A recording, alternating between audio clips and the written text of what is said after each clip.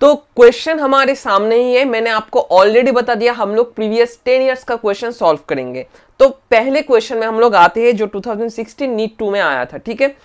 तो यहां पर पहला क्वेश्चन है, which kind of therapy was given in 1990s to a 4-year-old girl with adenosine deaminase deficiency.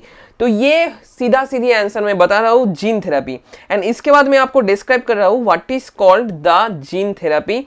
And ये फर्स्ट टाइम कहां पर हुआ था, 1990s में हुआ था, 4-year-old गर्ल के ऊपर हुआ था। तो आपको मैं यहाँ पर कंसेप्ट जो बता रहा हूँ ये कुछ इस तरह से रिलेटेड होगा। ये आप लोग देख सकते हो, ये है हमारा लिम्फोसाइट। एंड लिम्फोसाइट के प्रोलिफरेशन में जो एंजाइम हमें लगता है that is called the ADA और एडेनोसिन डीएमिनेज, ठीक है। एडेनोसिन डीएमिनेज लिम्फोसाइट को प्रोलिफरेट करता है एंड प्रोलिफरेट की वजह से lymphocyte B lymphocyte and T lymphocyte में कन्वर्ट होता है। लेकिन लिम्फोसाइट कहाँ से प्रोड्यूस होता है, वो प्रोड्यूस होता है बोन मैरो से। ये जो एक जो होता है ना बोन्स के अंदर जो पोर्शन रहता है उसे हम कहते हैं क्या, बोन मैरो से।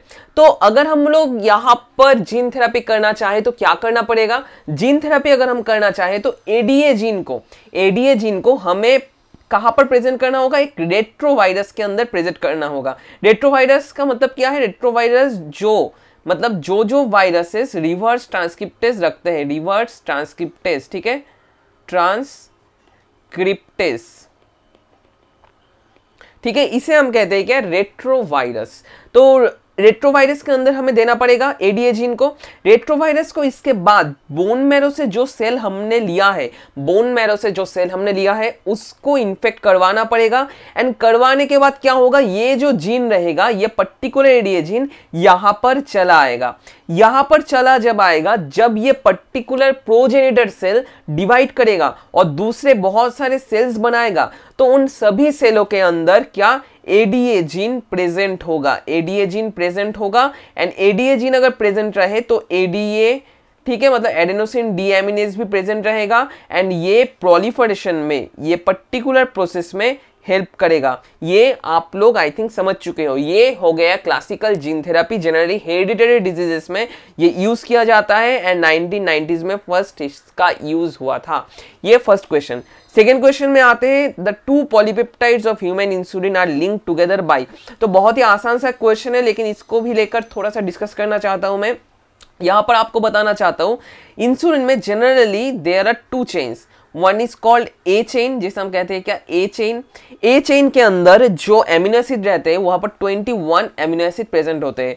एंड बी चेन के अंदर जितना एमिनो एसिड प्रेजेंट होता है वो जनरली रहता है हमारा 30 एमिनो एसिड्स, ठीक है। ये इनमें से भी एमसीक्यूज आ सकते हैं। तो जनरली डाइसल्फाइड बॉन्ड एक यहां पर रहता है एबी के अंदर, दूसरा यहां पर रहता है एबी के अंदर, एंड थर्ड वन कहां पर रहता है, ए के अंदर ये रहता है इस जगह पे। तो जनरली कुछ इस तरह से होता है ये चीज, ठीक है, कुछ इस तरह से, ठीक है, इस तरह से होता है हमारा टोटल इंसुलिन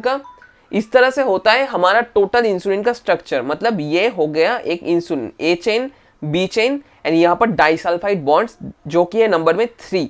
तो इसका जो आंसर होगा that is the disulphide bridges. उसके बाद which part of tobacco plant is infected by meloidogyne incognito.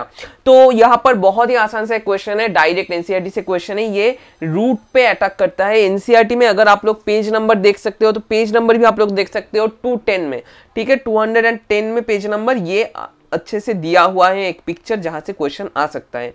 Next question में चले आते हैं, golden rice is a genetically modified crop plant, ठीक है, where the incorporated gene is meant for the biosynthesis for. तो golden rice के बारे में आप सभी लोग जानते हो। तो गोल्डन राइस क्यों यूज किया जाता है और गवर्नमेंट ने गोल्डन राइस को बनाया क्यों था, ताकि सभी लोगों का नाइट ब्लाइंडनेस दूर हो सके। तो इसका आंसर होगा विटामिन ए, जो हमारा नाइट ब्लाइंडनेस प्रिवेंट करता है। Vitamin A is the correct. यहां पर दिया गया है कि the introduction of T-DNA into plants involve. तो बहुत ही आसान सा क्वेश्चन है। जनरली एग्रोबैक्टीरियम, ठीक है, जहां पर टी प्लाज्मिड रहता है, ठीक है, ट्यूमर इंड्यूसिंग प्लाज्मिड। एग्रोबैक्टीरियम ट्यूमेफेसियंस के बारे में पिछले वाले वीडियो में भी मैंने बताया था। तो ये पर्टिकुलर जो है एग्रोबैक्टीरियम ट्यूमेफेसियंस, ये किसके लिए जनरली कौन सा डिजीज करता है, ये जनरली जो डिजीज करता है ट्यूमर प्रोड्यूस करता है, ठीक है, ट्यूमर प्रोड्यूस करता है, ट्यूमर इंड्यूसिंग, ठीक है, ट्यूमर इंड्यूसिंग जीन और ट्यूमर इंड्यूसिंग प्लाज्मिड इसके अंदर रहता है। अगर ये प्लांट्स के इन्फेक्ट कर दे और प्लांट्स को इन्फेक्ट कर दे तो क्या होगा जनरली, ट्यूमर इंड्यूस हो गए प्लांट्स में, ठीक है, जो आपको जानना जरूरी होगा। इसके बाद आते हैं in BT cotton, the BT toxin present in plant tissue, तो पढ़ ही सकते हो आप लोग। तो इसका भी आंसर बहुत ही आसान सा आंसर है, आप भाई लोग, आप सभी लोग जानते हो, आंसर होगा alkaline pH of insect gut. यही होगा आंसर, एनसीईआरटी में दिया हुआ है बीटी टॉक्सिन वाले पोर्शन में। तो गाइस आपको मैं प्रेफर करूंगा एनसीईआरटी में जाओ, उस पर्टिकुलर लाइन को देख लो। आपको मैं पेज नंबर भी बता रहा हूं, पेज नंबर है 208, ठीक है। तो इसके लिए देखो, पहले जो चीज होता है बीटी टॉक्सिन के बारे में और कुछ इंपॉर्टेंट फैक्ट्स मैं आपको बताना चाहता हूं। बीटी टॉक्सिन के क्या है जनरली, ये एक प्रोटॉक्सिन है, ठीक है, प्रोटॉक्सिन, ठीक है, प्रोटॉक्सिन है। जब ये इंसेक्ट का, अगर कोई एक इंसेक्ट, आप लोग ये समझ सकते हो कोई एक पर्टिकुलर इंसेक्ट है ये, ठीक है, इंसेक्ट है, इंसेक्ट के गट में ये पर्टिकुलर पोर्शन अगर हम लोग गट मान ले, गट के अंदर जाता है एंड यहां पर जो पीएच होता है ना वो क्या होता है, एल्कालाइन, ठीक है, एल्कालाइन पीएच, थोड़ा सा मोटा कर देता हूं, ये एल्कालाइन, ठीक है, एल्कालाइन पीएच में जब ये जाता है तो क्या होता है, प्रोटॉक्सिन जो टॉक्सिन में कन्वर्ट हो जाता है एंड टॉक्सिन में कन्वर्ट होने के बाद जो इंटेस्टिनल एपिथेलियम रहता है उसका क्या करता है, दो ही मेजर काम करता है, वन स्वेलिंग, ठीक है, swelling, and second one is called lysis, lysis करता है। तो आप समझ ही सकते हो अगर ये लाइसिस करता है तो ये पोर्शन टूट जाएगा, फट जाएगा, फट जाएगा, फट जाएगा एंड जो अंदर का जो जितना मटेरियल होगा वो बाहर निकल जाएगा, ये काम ही होगा। ये प्रोटॉक्सिन टॉक्सिन में कन्वर्ट हो जाता है एंड टॉक्सिन में कन्वर्ट होने के बाद में ये स्वेलिंग एंड लाइसिस करता है उस पर्टिकुलर इंसेक्ट में, ठीक है। तो ये हो गया हमारा बीटी टॉक्सिन के बारे में, ठीक है, ये एक इंपॉर्टेंट फैक्ट था जो आपको जानना जरूरी था। ये इसके बाद आते हैं दूसरे इंपॉर्टेंट एमसीक्यूज में, जहां पर आप लोग देख सकते हो ये एमसीक्यू, ठीक है। तो यहां पर मैं डायरेक्ट इसका आंसर बता रहा हूं। इंडिया में एक ही अप्रूवल कमेटी है जिसको आप सभी लोग जानते हो, जीईएसी और जेनेटिक इंजीनियरिंग अप्रूवल कमेटी, ठीक है। इसको लेकर और डिस्कस करने की कोई जरूरत नहीं है। हम लोग एनसीईआरटी को खोलो, पेज नंबर वहां पर 216 और 15 में है, वो देख लो। The crops engineered for glyphosphate are resistance और टॉलरेंट टू, ये एक इंपॉर्टेंट क्वेश्चन है, ये एक इंपॉर्टेंट क्वेश्चन है। ये तो आप लोग देख ही सकते हो 2015 का कैंसिल क्वेश्चन में आया था, लेकिन ये थोड़ा सा एनसीईआरटी के बाहर से आया है ये क्वेश्चन, ठीक है। इसका जो आंसर होगा वो होगा हर्बिसाइड, बैक्टीरिया नहीं होगा, बैक्टीरिया को डिस्ट्रॉय करने के लिए दूसरा कोई होगा, इंसेक्ट नहीं होगा, इंसेक्ट बीटी टॉक्सिन इंसेक्ट को डिस्ट्रॉय करता है, फंगस को डिस्ट्रॉय दूसरा कोई करता है, लेकिन हर्बिसाइड होगा यहाँ पर जनरली, ग्लाइफोस्फेट हर्बिसाइड, ये क्वेश्चन करके जाना आप लोग।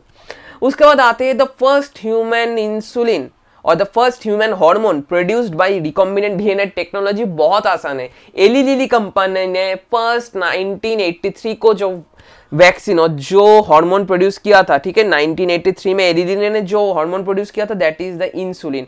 तो इंसुलिन के बारे में जो फैक्ट मैंने ऑलरेडी आपको बता दिया, यहाँ पर दो चेन्स रहते हैं, A chain and B chain, A chain का 21 amino acid and B chain का 30 एमिनो एसिड। तो यहाँ पर इंसुलिन हो गया, किन्होंने प्रोड्यूस किया था, प्रोड्यूस किया था एली लिली, एली लिली, ये एक इंपॉर्टेंट एमसीक्यू है। एंड किस साल में, 1983 में प्रोड्यूस किया था इन्होंने। किस पर्टिकुलर बैक्टीरियम के ऊपर एक्सपेरिमेंट हुआ था, ई कोलाई, ये भी इंपॉर्टेंट एमसीक्यू है, आप लोग मिस कर जाते हो, ठीक है। Which of the following BT crops is being grown in India by farmers? ये भी एक इंपॉर्टेंट एमसीक्यूज है, बीटी ब्रिंजल, सोयाबीन, मेज, कॉटन। ब्रिंजल जो होता है, बहुत सारे स्टूडेंट्स कंफ्यूज हो जाते हो ब्रिंजल और कॉटन। ब्रिंजल जो है अभी भी रिसर्च के अंडर है, तो ऑब्वियसली ये कॉटन ही होगा। एंड कॉटन जो होगा इसका मेन कैरेक्टरिस्टिक क्या होगा, हाई यील्ड होगा, फर्स्ट फैक्ट, ठीक है, हाई यील्ड, क्योंकि यहां पर जो इंसेक्ट रेजिस्टेंस, ठीक है, इंसेक्ट को ये रेजिस्ट कर सकता है, ऑलरेडी मैंने आपको बता दिया बीटी टॉक्सिन के बारे में, ठीक है। तो इंसेक्ट को रेजिस्ट करता है, इसलिए प्रोडक्शन हाई होता है, तो हाई यील्ड होगा। इसके बाद आते हैं आरएनए इंटरफेरेंस, लेकिन आरएनए इंटरफेरेंस थोड़ा सा टफ कॉन्सेप्ट है, इसके पहले मैं बताना चाहता हूँ 12 नंबर के एमसीक्यूज, उसके बाद हम लोग आएंगे आरएनए इंटरफेरेंस में, ठीक है। तो which one of the following vectors is used to replace the defective gene in gene therapy? Obviously भाई आपको मैंने बता दिया, यहाँ पर जो रेट्रोवायरस बताया, रेट्रोवायरस के एक क्लास जो होता है उसके अंदर पड़ता है क्या, एडेनोवायरस। एक एग्जाम्पल होता है रेट्रोवायरस का, एडेनोवायरस, ठीक है। तो इसका जो एग्जाम्पल होगा वो होगा एडेनोवायरस। तो यहाँ पर जनरली जो आंसर होगा वो होगा, देख सकते हो आप लोग, ये एडेनोवायरस। ठीक है, ये हो गया। इसके बाद आते हैं one of the most toughest concept of this chapter, that is called the RNA interference में। ठीक है, तो वो भी चलिए हम लोग डायग्रामेटिकली वो देख लेते हैं। जिन लोगों का कॉन्सेप्ट अच्छा नहीं है वो लोग भी कॉन्सेप्ट को अच्छा कर लो बाय दिस क्वेश्चन। ठीक है, तो आरएनए इंटरफेरेंस में जनरली क्या होता है ये भी हम लोग एक पिक्टोरियल फॉर्म में देख लेते हैं।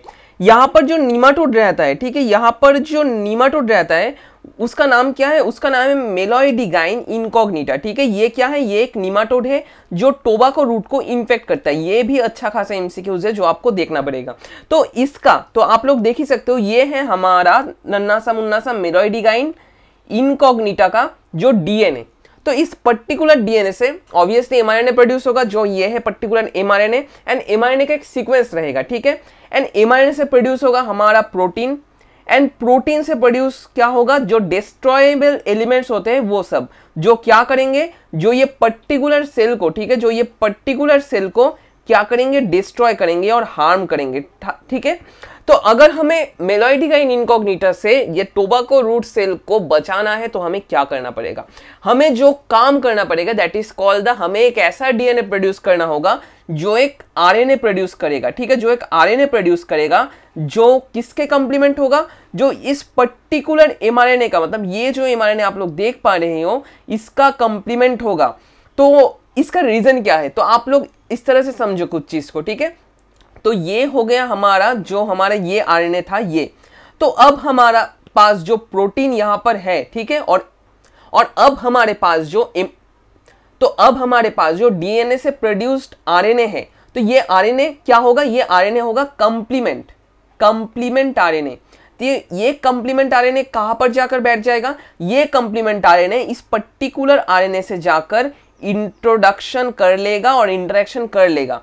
एंड ये पर्टिकुलर इंटरेक्शन के लिए क्या होगा? ये जो सिंगल स्टैंडर्ड एमआरएनए था ये किस में कन्वर्ट हो जाएगा? ये कन्वर्ट हो जाएगा double standard RNA. Double standard RNA होगा तो क्या होगा?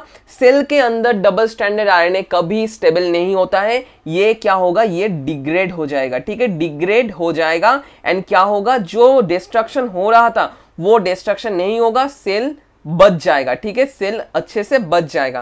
तो यहां पर आप लोग देख सकते हो आरएनए इंटरफेरेंस नाम किस लिए है। यहां पर हम लोग एक कॉम्प्लीमेंट आरएनए इंट्रोड्यूस करके एक पर्टिकुलर एमआरएनए का एक्सप्रेशन यहां पर बंद कर रहे हैं, इसलिए नाम है आरएनए इंटरफेरेंस।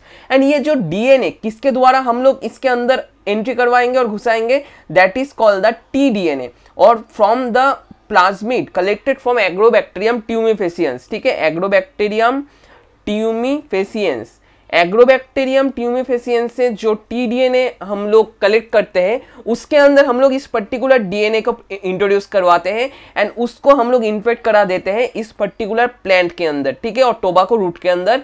एंड ये जो फॉरेन डीएनए यहाँ पर आया है, फॉरेन डीएनए से प्रोड्यूस होता है फॉरेन एमआरएनए और कॉम्प्लीमेंट आरएनए। ठीक है, मतलब ये कॉम्प्लीमेंट आरएनए, यहाँ पर पिक्चर भी आप लोग देख सकते हो। ये कॉम्प्लीमेंट आरएनए इसके बाद कहां पर चले जाते हैं? यहां पर चला जाता है and double standard RNA form हो जाता है। ये हो गया simple concept about RNA interference. ठीक है, तो ये हो गया। तो यहां पर जो मोस्ट अप्रोप्रिएट आंसर होगा that is silencing of specific mRNA due to complementary RNA. ये होगा पर्टिकुलर आंसर जो आपको जानना जरूरी होगा। इसके बाद आते हैं और कुछ क्वेश्चंस में, जैसे consumption of which one of the following foods can prevent the kind of blindness. तो ये हो गया, ये होगा गोल्डन राइस। ऑलरेडी हमने एमसीक्यूज प्रीवियस ईयर्स के में अंदर कर लिया है। तो tobacco plant resistant to nematode have been developed by introducing of DNA that produces, यहां पर एक इंपॉर्टेंट है, ये होगा particularly both sense and antisense RNA. बाद में कभी सेंस एंड एंटीसेंस टेक्नोलॉजी के बारे में बता दूंगा, लेकिन अब तक के लिए सिर्फ जान लो sense and antisense RNA both produce करता है ये पर्टिकुलर डीएनए। ठीक है, इसके बाद आते हैं बाद के एमसीक्यूज में 2012 का, what is it that forms the basis of DNA fingerprinting. DNA fingerprinting का बेसिस क्या होता है? ठीक है, तो यहां पर आप लोग देख सकते हो, यहां पर मैं मोस्ट एप्रोप्रिएट आंसर को मार्क करने जा रहा हूं। बाकी जो आंसर से आप लोग समझ ही सकते हो, the relative portions of purines and pyrimidines in DNA, ये कभी नहीं होगा। ठीक है, the relative difference in the DNA occurrence in blood, skin, saliva नहीं होगा। ठीक है, and the relative amount of DNA in ridges and groups in fingerprints, fingerprints के अंदर जो रीजेस एंड ग्रुप्स के अंदर जो डीएनए रहता है वो सब, वो भी कभी नहीं होगा। तो लास्ट आंसर बचता है हमारा satellite DNA occurring at highly repeated short DNA segments. तो यहाँ पर मैं आपको बताना चाहता हूँ सैटेलाइट डीएनए हम लोग किसे कहते हैं। आप सभी लोग जानते हो अगर एक क्रोमोसोम है, ये ठीक है, ये एक क्रोमोसोम है, क्रोमोसोम में एक सैटेलाइट पोर्शन रहता ही रहता है, ठीक है, जिसे हम कहते हैं सेकेंडरी कॉन्स्ट्रिक्शन, ठीक है। ये हो गया सैटेलाइट पोर्शन, ये हो गया क्रोमोसोम, ये हो गया वन आर्म, ये हो गया दूसरा आर्म, ये ठीक है, और ये दूसरा है क्रोमाटिड, ठीक है। यहाँ से एक पोर्शन बल्ज किया हुआ होता है जिसे हम कहते हैं क्या, सैटेलाइट, इसे हम कहते हैं कि सैटेलाइट। यहाँ पर जो डीएनए प्रोड्यूस रहता है और डीएनए यहाँ पर जो स्टोर्ड रहता है उसे हम कहते हैं क्या, satellite DNA, satellite DNA. And satellite DNA जो यहाँ पर रहता है, सैटेलाइट डीएनए में रिपीटेटिव डीएनए ज्यादा रहता है, ठीक है। यहाँ इसके अंदर रिपीटेटिव डीएनए प्रेजेंट रहता है। एंड इन रिपीटेटिव डीएनए के ऊपर बेस करके ही हम लोग जनरली डीएनए फिंगरप्रिंटिंग करते हैं, और ये जनरली फिंगरप्रिंटिंग का बेस क्रिएट करता है, ठीक है, फिंगरप्रिंटिंग का बेस क्रिएट करता है, मतलब डीएनए फिंगरप्रिंटिंग का बेस क्रिएट करता है। ये आपको जानना जरूरी होगा। बाद में कभी डीएनए फिंगरप्रिंटिंग को लेकर और भी डिटेल्स में बताऊंगा, लेकिन आज सिर्फ ये जान लो, ठीक है। उसके बाद आते हैं the first clinical gene therapy was given for treating, obviously हमने कर लिया है, बताओ आंसर क्या होगा, adenosine deaminase deficiency. Maximum number of existing transgenic animals is of fish, cow, pig, mice, mice होगा। यहां पर बता देता हूं एनसीईआरटी में भी दिया हुआ है around 95% transgenic animals are mouse, ठीक है। एंटायर जो एनिमल ट्रांसजेनिक एनिमल्स है उनमें से 95% ही माउस होते हैं, जो आपको जानना जरूरी है। The process of RNA interference has been used in development of plant resistance to, हमने ऑलरेडी कर लिया है, अभी हमने करा है क्या, ये हमारा आरएनए इंटरफेरेंस, आरएनए इंटरफेरेंस जिसके अंदर ये जो शैतान सा बंदा है वो क्या है, वो है निमाटोड, ठीक है, और मेलोइडिगाइन इनकॉग्निटा, ठीक है। उसके बाद आते हैं bacillus thuringiensis forms protein crystal which contain insecticidal protein, this protein is, तो ऑलरेडी मैंने बता दिया, binds with epithelial cells of midgut of the insect pest ultimately killing it, ये होगा एक्चुअल आंसर। लेकिन दूसरा आंसर्स भी हम लोग देख लेते हैं। Is coded by several genes including, क्या होता है, ये जो छोटा क्राई आप लोग देख पा रहे हो, यहाँ पर जो छोटा क्राई आप लोग देख पा रहे हो ये रिप्रेजेंट करता है प्रोटीन को, ठीक है, छोटा क्राई रिप्रेजेंट करता है प्रोटीन को। एंड इसका जो बड़ा क्राई होता है, मतलब जो अगर हम लोग ले एक क्राई 1AC, ठीक है, क्राई 2AB, क्राई 2AB, ये सब कुछ, ये जो चीज है ये जीन्स को रिप्रेजेंट करते हैं। इससे जो प्रोटीन और इससे जो टॉक्सिन प्रोड्यूस होता है उसे हम क्या करते हैं, उसे हम एब्रिएट करते हैं शॉर्ट CRY से, ठीक है। ये हो गया क्राई प्रोटीन, जो आपको जानना जरूरी है। तो ऑब्वियसली ये क्वेश्चन और ये जो ऑप्शन है ये गलत होगा, ठीक है। उसके बाद आते हैं क्या, the activated by acidic pH, acidic pH ये गलत है क्योंकि अल्कलाइन पीएच होगा ये। And obviously does not kill the carrier bacterium which is itself resistant to this toxin, does not kill the carrier bacterium, ये आंसर उतना appropriate नहीं है, एंड एनसीईआरटी में भी इसका कोई लिंक दिया नहीं है। तो obviously the answer will be binds with epithelial cell of the midgut of the insect pest ultimately killing it, ये होगा पर्टिकुलर आंसर, ठीक है, जो आपको जानना जरूरी है। इसके बाद आते हैं silencing of mRNA has been used in producing transgenic plants resistant to nematode, सही कहा आपने। उसके बाद रीड द फॉलोइंग 4 स्टेटमेंट्स, तो पहले ही बता देता हूं, द फर्स्ट ट्रांसजेनिक बफेलो, रोजी, रोजी क्या बफेलो है, कभी नहीं, रोजी क्या है, रोजी एक काऊ है, ठीक है, रोजी एक काऊ है। इस काऊ का पर्टिकुलर इंपॉर्टेंस क्या है और पर्टिकुलर कैरेक्टर क्या है, क्या आप बता सकते हो, नीचे कमेंट बॉक्स में कमेंट कर दो अगर आप ये जानते हो, ठीक है। तो रोजी जो है, ठीक है, रोजी जो है ये प्रोड्यूस किया गया था 1997 में, 1997 में, ठीक है। ये जो मिल्क देता है, ठीक है, इससे जो मिल्क निकलता है, इस मिल्क में ह्यूमन अल्फा लैक्टल्बुमिन, ठीक है, ह्यूमन अल्फा, ठीक है, लैक्टल्बुमिन प्रेजेंट रहता है, ठीक है, लैक्टल्बुमिन प्रेजेंट रहता है। इसका अमाउंट क्या होता है, 2.4 ग्राम पर लीटर इसका अमाउंट है, ठीक है, जो आपको जानना जरूरी है। ये हो गया इसका आंसर। सेकेंड क्या होगा, restriction enzyme are used in isolation of DNA from other macromolecules. Isolation में क्या रेस्ट्रिक्शन एंजाइम लगता है, कभी भी नहीं। किस में लगता है, फ्रेगमेंटेशन ऑफ डीएनए में, डीएनए को ये काटता है, ठीक है, तो आइसोलेशन तो कभी नहीं होगा। तो यहाँ पर कहाँ ही गया है सर्टेन मिस्टेक्स को आइडेंटिफाई करने के लिए, तो हमारा आंसर ऑलरेडी निकल के आया है, D is the correct answer, that is A and B are mistakes, ठीक है। इसके बाद आते हैं the genetically modified brinjal in India has been developed for, किसके लिए डेवलप किया गया था? डेवलप किया गया था यहाँ पर, तो डेवलप किया गया था किसके लिए? इंसेक्ट रेजिस्टेंस के लिए। ये थोड़ा आउट ऑफ एनसीईआरटी क्वेश्चन है, ये आप लोग कह सकते हो एंड आप मिस भी कर जा सकते हो, तो गाइस इस क्वेश्चन को याद में रखना। एंड लास्ट 2 ही क्वेश्चन बचे हुए हैं। Genetic engineering has been successfully used for producing, ये 23 मार्क्स का क्वेश्चन जो है, ठीक है। जो transgenic mice for testing safety of polio vaccine before use in humans, ठीक है, ये हो गया एक। Second, transgenic models of studying new treatment for certain cardiac diseases, transgenic cow Rosie which produces high fat milk for making ghee, animals like bulls for farm work as they have super power. तो genetic engineering has been successfully used for producing, तो किसके लिए ये generally produce किया गया था, और जो जेनेटिक इंजीनियरिंग होता है वो सक्सेसफुली किन में किया गया था, ठीक है।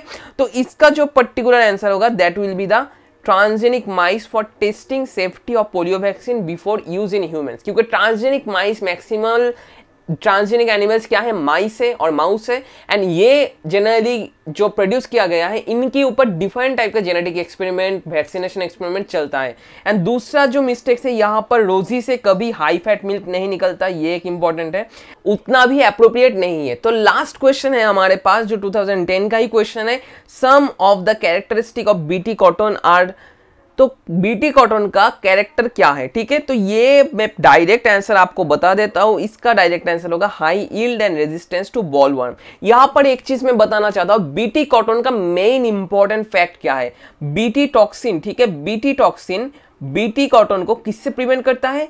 कॉटन बॉलवर्म से, कॉटन बॉलवर्म से ये प्रिवेंट करता है। मतलब कॉटन बॉलवर्म से मतलब जनरली आप लोग देख सकते हो जहां पर कॉटन, अगर ये आप लोग समझो ये एक स्टेम है, ठीक है, यहाँ पर इतना बड़ा एक कॉटन का फूल आया है जहां से हम लोग फाइबर निकाल सकते हैं, एंड यहाँ पर और एक है, ठीक है, और एक चीज है जहां पर कॉटन बॉलवर्म ने अटैक करने की वजह से कॉटन का प्रोडक्शन 50% घट गया है।